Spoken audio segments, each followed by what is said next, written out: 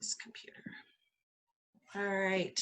All right. Good morning, everyone, and welcome. Thank you very much for joining us for this, which is our fourth Kerby Centre online presentation on health and wellness and information as well. So we're really pleased that so many people have joined us today. Lots of great information, and I think it's a very, very timely subject because it's been a particularly difficult time for seniors during this period of COVID-19. And not only has it taken an emotional and physical toll on us, the self-isolation and the emotional pitfalls that we've all encountered, but many of us have experienced financial downturn because of it. So today's presentation, I think, is going to be great information for you to be able to give you some insight as to how to protect your retirement investments, as well as we've been hearing quite a bit about new benefits coming for seniors as well as a result of COVID. So I think that that'll be something that people will be interested in knowing what that's all about, what the ramifications are, and that kind of thing. So because Kerby has been committed to helping our seniors 55 plus live our best lives throughout this difficult period, we've continued to provide critical services and valuable information to help you cope with the concerns that you have. So today we're pleased to present Finding Financial Security in an Insecure Time, and are very pleased to welcome both Lisa DePaw, who is a Citizen Services Specialist with Service Canada, and Dean Kendall, who is the Financial Organizer with Ideal Experience Limited. And they'll each help guide us through the uncertainty that we may have and provide valuable information to help us secure a healthy financial future. Thank you so much. Dean, are you with us? Oh dear. Okay, so he's probably muted. Let me see if I can find him here.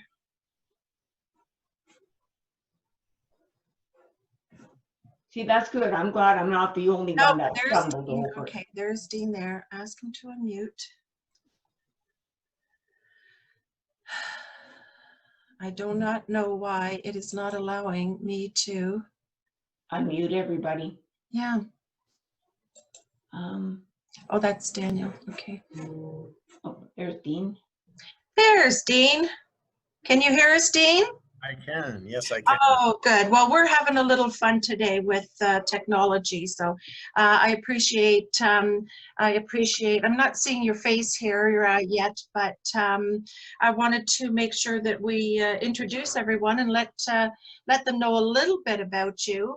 Dean is a specialist in the financial services industry who helps people who are dealing with significant financial issues. Dean is a 3 times Canadian national #1 amateur BMX rider and a 5-time Canadian national #1 professional BMX rider. I hope we have a little bit of time that we can chat about that a little bit, Dean. Dean leverages his dedication, focus, and enthusiasm for sports to coach his clients to win by achieving their ideal lives. Dean, if you would like to go ahead, we'd love to hear what you have to tell us about optimizing our personal finances. Sounds great. Yeah, well, first of all, yeah, Colleen and Kerby, thank you so much for having me here today. What a great organization Kerby is, for seniors in Calgary. We think so. Yeah, so I will get this. Okay, there we go. Okay. So in this session, yeah, we're going to talk about how to win with money. So a lot of times people will come to me and they'll say, Dean, I want to make these wise and safe decisions with my money. And they ask me, what should I invest in? There's all these choices in the marketplace. There's REITs, there's stocks, there's ETFs, exchange traded funds, there's bonds, there's mutual funds. There's real estate, there's GICs. So basically with that, I really don't know, because that's really putting, the cart before the horse. So it's my belief, that prescription before diagnosis is malpractice. I'm sure people would agree. So let me give you an example. Suppose you went to the doctor and the first words out of his mouth were, here, take these pills. I mean, what would you do? He hasn't asked you any questions. He hasn't examined you. He's just prescribing pills. So what would you do? Would you take the pills? So I can't tell you what to do with your money until I know exactly, what your financial and also your non-financial goals are. In fact, I'd also need to know a lot more about, your values and your vision for the future. So I always tell people that prescription before diagnosis is malpractice. And by that, I mean, people need to really understand first, their vision for the future. They need to be crystal clear on that. They need to thoroughly understand what they're really trying to achieve, because money is really that tool to live a better life. But if you first don't know the definition of a better life, you don't really know what you're funding. So your vision comes first, always. So everything starts with that vision. So you really need to understand that. And then, like I said, your investments are secondary, and they do come into play, but it's not about the investments first. So with that, money comes last. The secret to really a great financial strategy in life is really that. Your vision comes first and money comes last. Let me give you an example. I meet a lot of people, and this is the way they think about money a lot of times. I'm just going to build up this big, massive pile of money. But, they don't really know what they're funding. And basically, they think once they build up this big pile of money that then they'll be able to retire and do whatever they want. But I'm saying this strategy is dead wrong, because you really don't know how big of a pile of money that you need to accumulate until you have that clarity around what it's funding. And I always tell people, if you're working too much, pre-retirement, you're really trading something, your priorities. And that can be a whole array of things, right? That could be your health, that could be family, it could be relationships, but you're trading that for this big pile of money. So with that, I always mention to people, you need to be clear on what you really want for your physical health and your mental wellness. Do you have a design for your life around physical health and mental wellness? Do you have a design for the key relationships in your life, and for family time? Do you have a design for your career that takes advantage of your skills and your talents, and it keeps you in a constant learning posture, so that your skills still stay relevant? And do you have a plan for making sure that there's ample time to rejuvenate yourself, by spending time with friends that really nurture you? And do you have a design for your life that ensures you are regularly and consistently having fun, going on adventures and developing hobbies that take your mind off of work and off of the stresses of life to give your body and mind a break? And do you have a design for your life that keeps you connected to your community and nurtures your soul by giving back? And do you have a design for your life that ensures perpetual growth and lifelong learning? And lastly, do you have a design for your home and your physical environment to be optimized to really support your ideal life? So here's an example of a non-designed life. This is what happens, when you don't think about your ideal life design. Obviously, in this situation, parts of it work, but clearly parts of it don't really work. And this is more of a designed life. I mean, this is how most people's lives work, right? The brakes sort of work, the wheels sort of work, the seat sort of works. I mean, it'll work, right? It'll get you through. But this is an example of something that's designed for a specific purpose. It's not for everybody, but it's for him. This is really purpose built. It's designed for a very specific purpose to get you to a particular place in a particular way.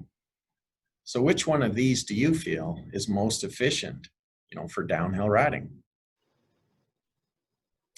So what is the most important thing in your life? I mean, most people come to me and they would say, my health or my family. But I always say, if you're not healthy, you can't really take care of your family. So doesn't it make sense to take care of your health first?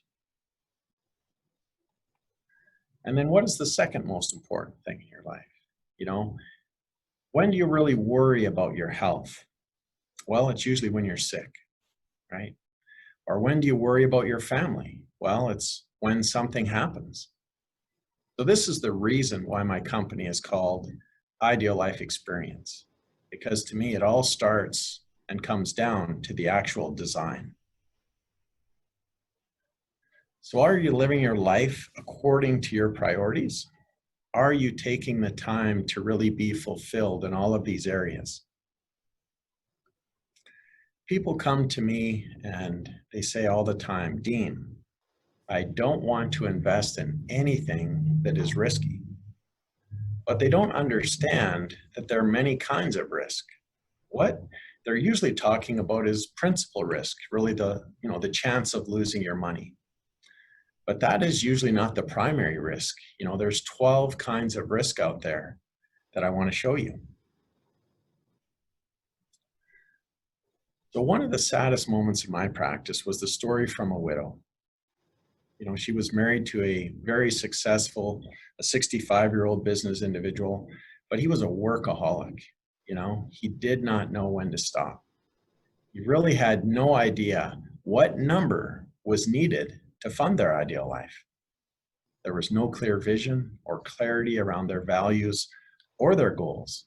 Well, the default was just keep working. Well, unfortunately, he passed away. And the sad reality is they could have had it all. He could have worked part-time or taken a lot more time off along the way. He should have retired 5 or 10 years sooner, easily.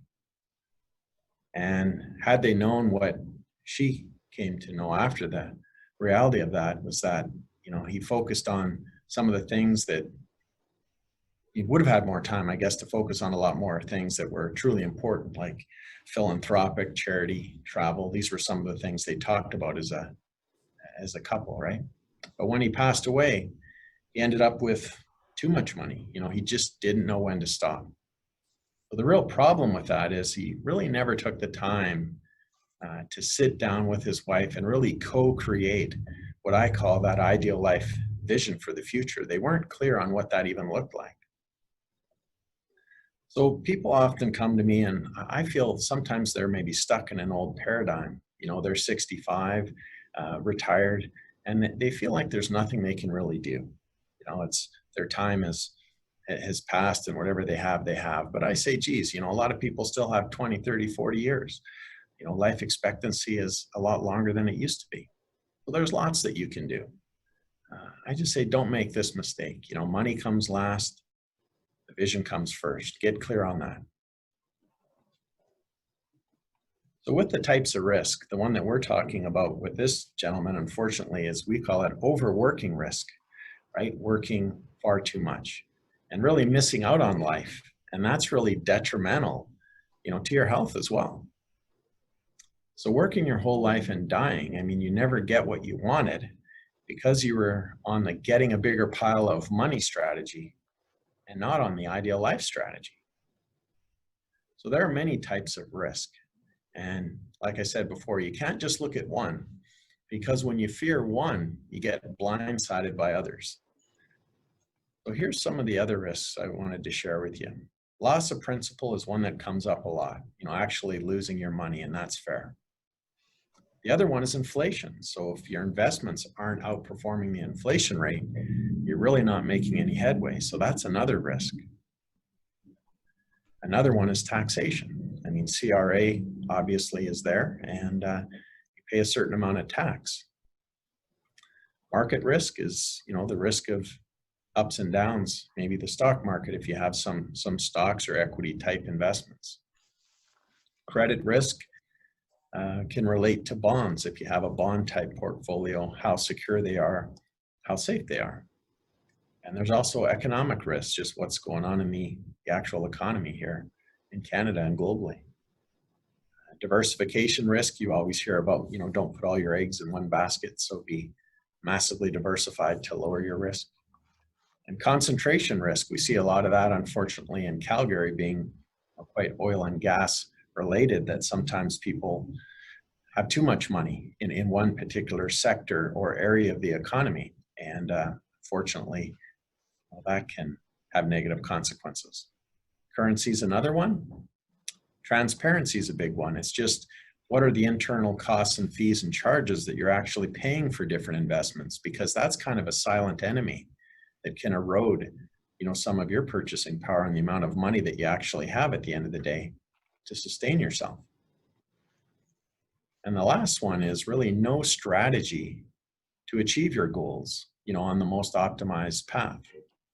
I always say, in an ideal life strategy, we really make sure that all these risks are covered off and balanced and managed, so we don't fall into this trap of overworking risk. So first, you know, your vision and your goals must be crystal clear. You have to start with that vision, and you have to start with your goals. The most important thing, you know, is that you're crystal clear about the design of your ideal life. And then you build a financial strategy to really lean into that and support it. Well, I always tell people to start living into their ideal life, you know, vision today, not in some imaginary future. I mean, then they have something to build on and work towards. That's a lot more exciting than, you know, kind of being in this suffer until I retire mode. You know, create that crystal clear vision first and really start living into it immediately today. And being in the financial services industry, there's lots of individuals in the industry. So I always say that you have to beware of just who they are and what they're actually providing and what their credentials are. There's so many titles out there. There's advice givers like wealth manager or private wealth or vice president of finance or financial planning, trusted advisor. A lot of these titles really have no meaning, you know, or credentials, and they're not sanctioned by any legal body. So you have to be careful. On the left side, we talk about this fiduciary standard. What the definition of a fiduciary standard is it's actually a standard that I'm subject to. It means that I'm legally required to act solely in the client's best interest. On the right side is a suitability standard. And this is a much lower standard, and it simply means that when we're talking about investment products, it just means that the investment is acceptable for your financial situation. It doesn't mean it's the best program. It just means that it's acceptable. So unfortunately, the suitability standard is how the vast majority of financial advisors and financial institutions operate in Canada. So I have a few questions for you. Everyone should jot down and understand what percentage of their investments are what we call actively managed. And I'll go over some of these details a little bit longer in the presentation as far as the definitions, but that's one to ponder. The other one is what percentage of your investments are passively managed. That's another style of investment. And lastly, it's perfectly fine, but how many of you have no clue whatsoever?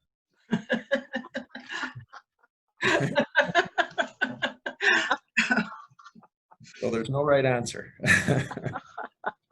But those are some of the ones to ponder, and I'll give you, like I say, some definitions of what those actually mean, right?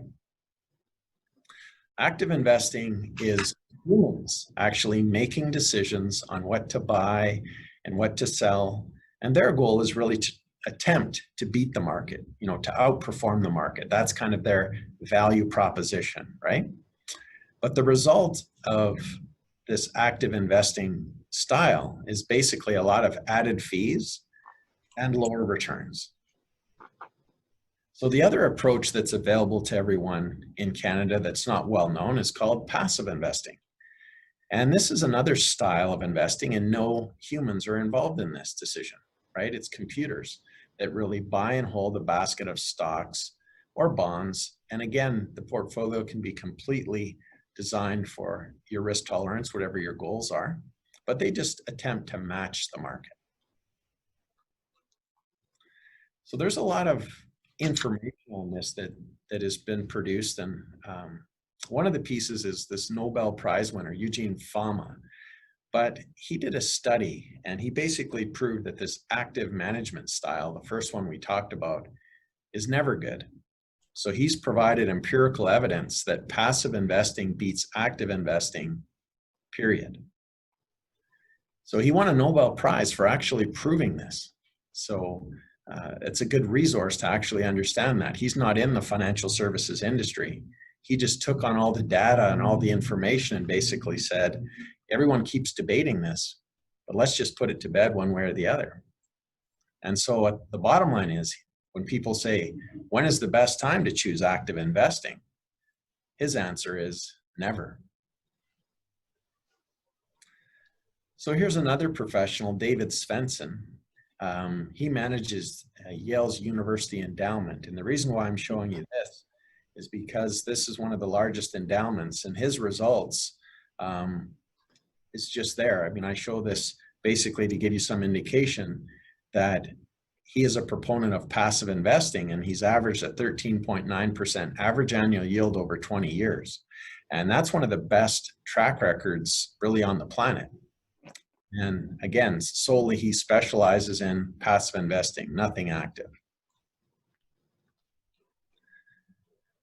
And David Svensson goes on talking about this here. This is just a quote from him. He says, on an after-fee, after-tax basis over reasonably long periods of time, which in his determination is like a 5 to 10 year window, the odds are overwhelmingly in favor of passive index funds. And Warren Buffett, we've all heard of him, I suspect, right? One of the richest individuals on the planet, one of the most successful investors of all time, right? He's directed most of his fortune to be placed into passive index investments after he dies. So what is the impact of this passive and this active investing? I'll give you an example, right? Some dollars.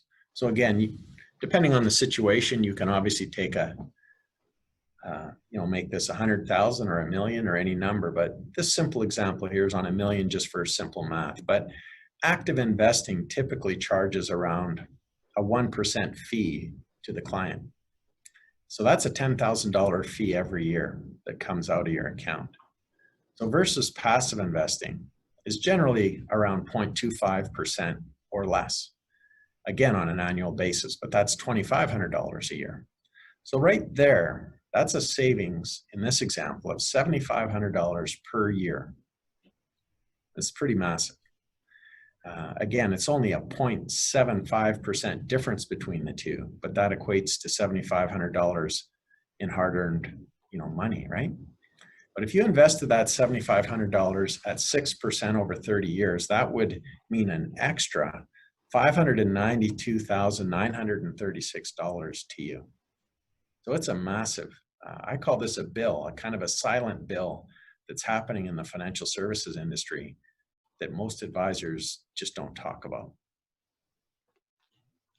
So let's go on to a bigger example here.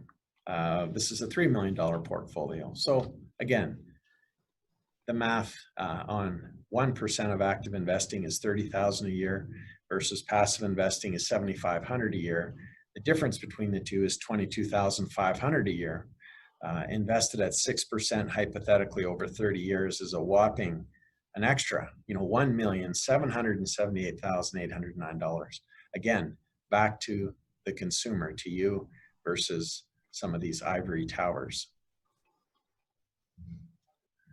So the reality is, there's a monthly statement that has now, started to come out over the last few years that actually discloses some of the fees, but it's really only half the truth. So again, with some of this stuff, I don't want you to take my word for it, right? I mean, take a look at some of the headlines. Here are some of the headlines that have come out, right? You know, the Globe and Mail says that Canada is ranked among the worst in fees for financial products. And Amanda Lang with CBC News says that Canadians are allowing themselves to be gouged and they're losing a great deal of their money in the process. I mean, that's pretty harsh words, you know, gouged, right? And a marketplace consumer advocacy group said, you know, they went out and they basically reported that Canada's 5 biggest banks, the ones that we've all, you know, kind of grown to trust over time, right? CIBC, Royal Bank, Toronto Dominion, Bank of Montreal, Scotiabank, you found that most of them offer very little clarity in how the fees actually work and what they actually are as a total. So this is a real issue, you know. It's being recognized by the media, but the problem is the financial service industry has been unable to really fix itself. So what we've done as a courtesy for people is we've created what's called a Truth in Fees Transparency Report. And the point of this is to be able to show people exactly what they are paying in fees. There's 2 components, one that goes to the advisor for their advice, and then there's also a second piece, more the cost of money management or investment management, but those 2 pieces together show the total fee. I have an example here just to give you an idea. So this was an example on the left side. It was a traditional commission account that was held with a well-known, you know, broker type institution here. The client had about $2.1 million of investable assets. So on the left side, you'll see that it says MER, that's management expense ratio. So that's one of the internal costs that the consumer is essentially paying, and it was 2.29%.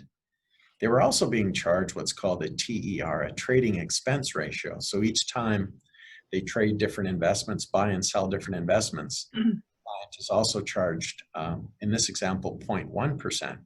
So the bottom line was the total as a percentage was 2.39% that's being charged on their program every single year. That equated to $51,455 every year. And when I met this client, they looked at their annual compensation report, which, you know, said that they were basically paying around $20,000. So again, that's a true number, but it fails to tell the cost of investing. So the problem was they only were aware of maybe half the cost. So on the right side, it just shows what we were able to show them as an alternative. But basically the bottom line is their fees went down to $18,300 a year on the exact same program, simply shifting it, you know, from a passive type high priced program to something that's more reasonable. So that's a savings of $33,155 every year. So again, to me, that's like a hidden bill that people are paying that they don't see. So a lot of times it's not all that upsetting relative to other bills. You know, when we get a tax bill, or these different ones that come in the mail, we have to open them up and we see them and then we pay them and they seem to have more pain. But these are all what I call a lot of hidden fees that consumers just are not being shown. Yeah. So because of this, I wrote a book, and the book is called Stop Paying Hidden Investment Fees. And this is really to pull back the curtains on the financial services industry and really show people what is going on and some of the things that they can do to protect themselves, lower their fees, and essentially use that excess money and savings to live a much better life, achieve their goals. So if you would like a copy, I'm more than happy to give you a copy. And I go through all of these details that I'm explaining here today in excruciating detail. You have something as a resource. So I'm happy to give you a copy if you so desire. So these are some of the problems that I see, you know, when I sit down with different people who have what I would call significant financial issues, you know, and or opportunities in their life. There's this belief a lot of times that people don't really need a financial advisor, you know, until they get wealthy, right? But in the meantime, as you've seen, a lot of times they might be paying a lot of different hidden fees or making other mistakes that really prevent them from being wealthy. So I always tell everyone, you really need a financial advisor to help you become wealthy and keep more of what you're earning along the way. It's a long journey. The other one is unsubstantiated confidence. I run across this where one of the spouses, thinks they have everything 100% under control. And a lot of times, it could be the male, but they'll say, hey, don't worry, honey, I got this under control. But they really don't got it at all. It's that don't worry your pretty little head. That's right.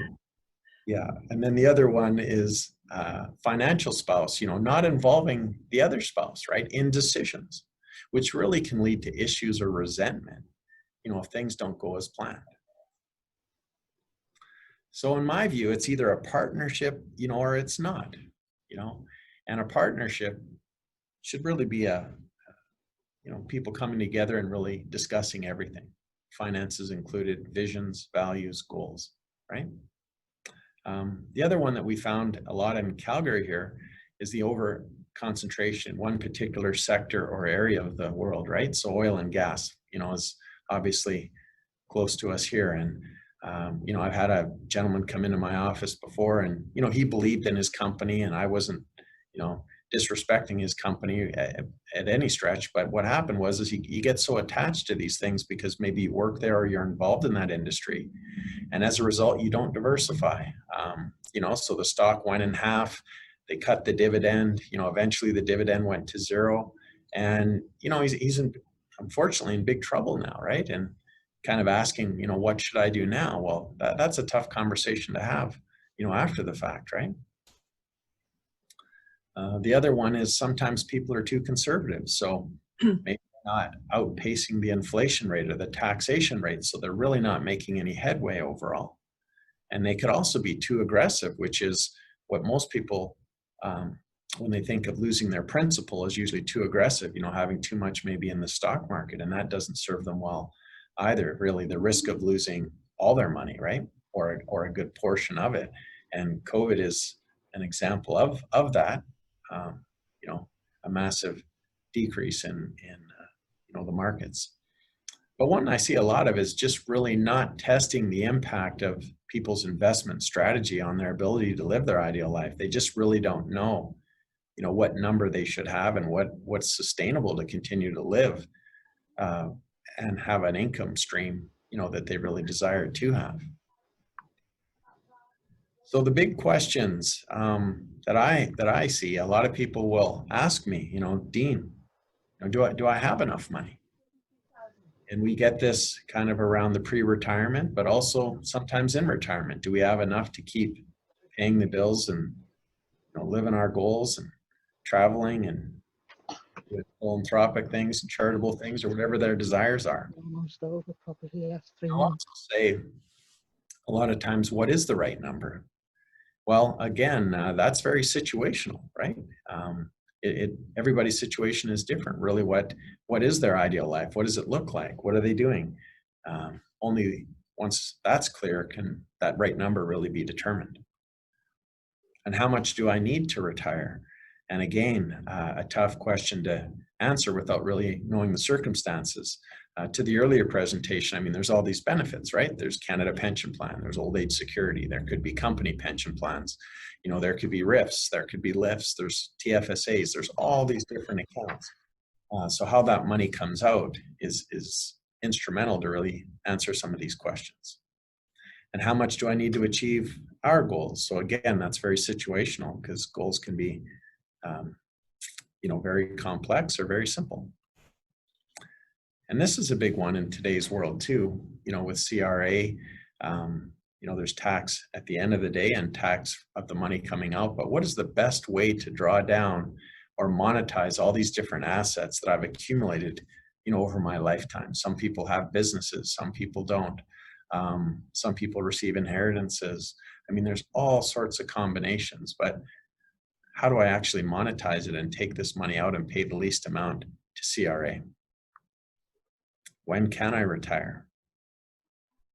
And will I run out of money? Yeah, that's very real.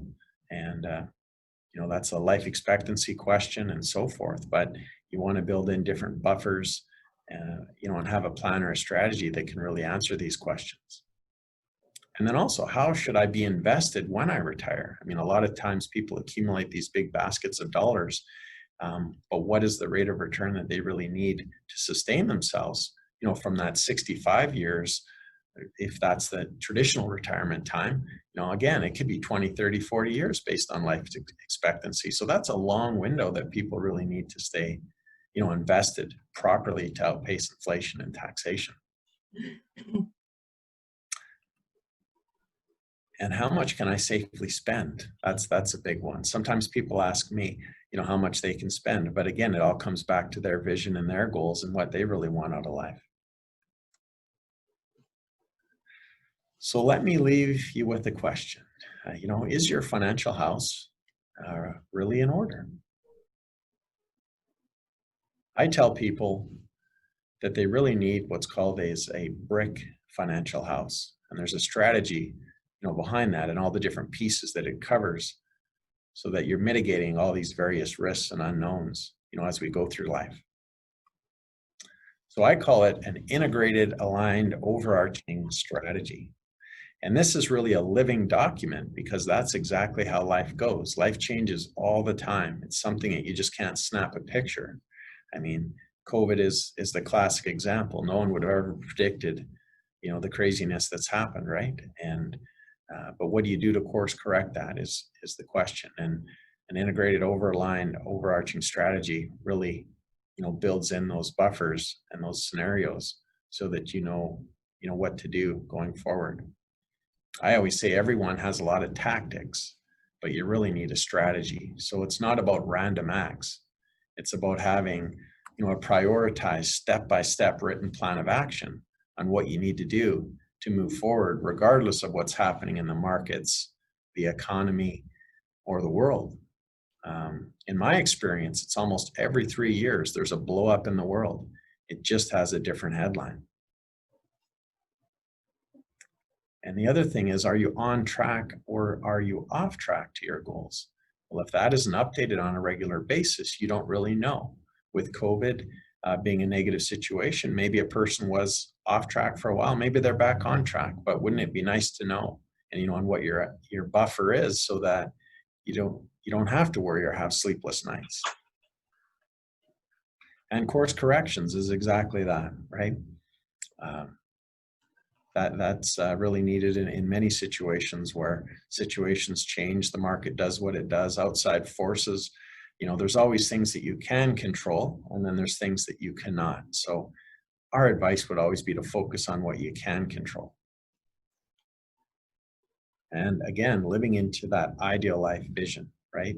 Starting that right now. So we have a tool that we use to kind of wrap this all together, right? We talked about this vision, we talked about your values, we talked about your goals, but how do you bring that all together? So the way that we do that is we provide what's called a financial roadmap experience. And it's a tool to integrate those pieces of your life. It integrates your values, your goals, and your finances together so that you have this clear vision for the future. So then we create an integrated, aligned, overarching strategy. And then we keep updating that on a regular basis as life changes, as goals change. So again, my book talks about some of these things, of the vision, value, goals. So happy to give you a copy if that would add value to your life. And I always say, asking for help is really not a sign of weakness, right? It's really a sign of strength. And it'll help your mental health and your financial health. I mean, everyone can use some sound advice really on any topic. Yeah, so that concludes our presentation. And again, thank you so much, Colleen and Kerby, for allowing me to share today. I hope I provided some insightful information that people can take away and hopefully implement. Absolutely. Thank you. I think that was great information there. I was really interested in several of the points, and particularly how you look at it so broadly, as far as it's not just the finances, it's your overall life vision and what you need. Again, you're welcome to unmute yourself if you have a question, or feel free to send it through the chat, and I'll be happy to ask for you. One of the questions I'll ask in the meantime, Dean, is something that I think a lot of people are concerned right now, is that, you know, what has happened to our financial investments, our retirement investments. You know, one of the pieces of advice that I had was, don't even look at it. Just leave it alone, let it be, don't even look at it.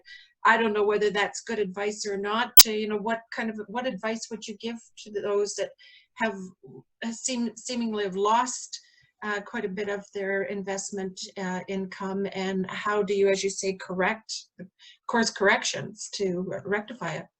Yeah, well, I would certainly not agree with the idea of, kind of the put your head in the sand or don't look at it. I mean, there is this thought process, but it's based on a very big assumption. Assuming everything that you have is diversified properly and invested properly, it very well could come back and should come back. But the problems that I see is the vast majority of people are invested in these high-priced active investments. And if they reevaluated that in a good market, a bad market, or any market, it's always better to reevaluate. And if you can have a higher quality investment and lower fees that fits, your risk posture and is helping you achieve your goals, then you should be, reevaluating those things on a regular basis. So I know a lot of, unfortunately, the wealth management industry and a lot of advisors, are paid to keep those assets in play. So a lot of times that is the advice, just stay the course. Now, again, passive investments go down just like active investments, but they're not impacted nearly as much. So I would say you always need to course correct and just be aware, and also reevaluate to see, again, are you on track or off track to achieving your goals with a bit of this bump or decrease, right? Mm. You've certainly given me pause to go back and take a look. I know it's one of those things that you just, you kind of put it away and forget about it, or you contribute monthly and forget about it. And it's given me pause to go back and take a little bit more control or a little more charge of what I have. I'm like everyone else, concerned that, okay, well, at this point in my life, how much time do I have left to build up the resources that I do need? So, you need to be a little bit more proactive and practical, I guess. That's right. Yeah. And that's why just sharing that piece from Eugene Fama and some of those other investment professionals, I specifically put that on there because there is that evidence that, passive does outperform active, and you can save a ton of fees. And those savings and fees are just going back into the pot to accumulate more towards your goals. So that's a very simple, easy, fix. And you could still keep the same risk posture that you currently have. You can shift things from active to passive. And if you're mid-risk. So it's almost like, if you buy a home in a down market, say you have a current home and then you want to buy another home, well, everything's on sale. So it's not a risk of shifting from one to the other because everything's down. So sometimes advisors say, well, you have to wait until the market recovers before you make any moves. And again, I see that as more of a sales ploy than actual advice, that's helping the client, right? Mm-hmm, mm-hmm. I don't know, we've got a few questions coming in here through chat. We've had several people that are saying that they would love to get a copy of your book. So we'll provide the information. Well, you've got it right there on the screen, the website. And Dean can be reached at 403-543-7226 or dean@ideal-life-experience.ca. So if anyone is interested in receiving a copy of the book, you can contact Dean. And yes, Val, we are recording this so that we will share it once it's edited, and then we can have it up on our YouTube, and we'll share that as well so that you've got access to this information again. Pilar has a question. Pilar, are you able to unmute yourself? Her question is, I have a question in this situation. What is your advice between invest in real estate in Calgary or any other type of investments, saying we have enough extra money to invest? So it sounds like she's looking at what's better to invest in, real estate or other types of investments. Right. Yeah, no, it's a great question. And I guess, yeah, in fairness, that would be, the part of the presentation I talked about, kind of prescription before diagnosis, right? Not really understanding, the liquidity needs, and the goals. I would really be talking out of context by, saying which one is better. There's just too many underlying pieces that are really needed before someone can provide the proper advice. But I'm happy to, take that offline if they, to be able to answer that. But like I say, we would always start with, again, understanding the vision, the goals, liquidity needs, all of those types of things would be, need to be crystal clear before I could provide a recommendation that's directly aligned with what the client's trying to achieve. Right. So Pilar, you're more than welcome to contact Dean directly, and I'm sure he can help you out with your question. Anyone have anything further that they would like to ask? Or well, if we have no further questions, and as I said, we'll absolutely keep the conversation going. If anybody has anything further that they would like to ask directly, and we will follow up for sure. But I do want to thank both Lisa and Dean today for joining us and providing such great, valuable information. Val has just said a big thank you in capital letters, so, and exclamation marks. So, and we've had a couple of people say that they really enjoyed the presentation. So, and a thumbs up from Marlene. So, so we really do appreciate the information. We look forward to following up with you and hopefully future presentations as well. It was great information. And I also want